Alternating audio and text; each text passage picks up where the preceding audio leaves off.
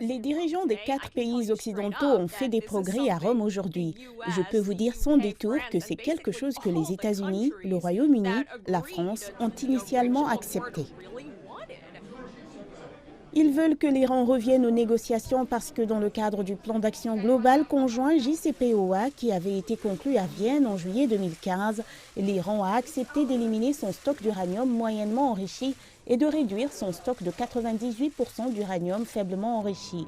Donc en vertu de cet accord, l'Iran n'aurait pas assez de matières premières pour fabriquer des armes nucléaires. Bien sûr, il y a une violation des limites en juillet 2019 après le retrait des États-Unis du JCPOA. L'Iran a annoncé qu'il avait violé les limites de son stock d'uranium faiblement enrichi, ce que le représentant de l'Agence internationale de l'énergie atomique a confirmé par la suite. Par conséquent, le président américain Joe Biden et les dirigeants de France, d'Allemagne et de Grande-Bretagne se sont rencontrés à un moment où l'Iran continue d'enrichir de l'uranium. Nous comptons bien sûr sur l'Iran pour revenir à la table de négociation. Cependant, le tabac et l'enrichissement se poursuivent en Iran. Cela nous inquiète beaucoup.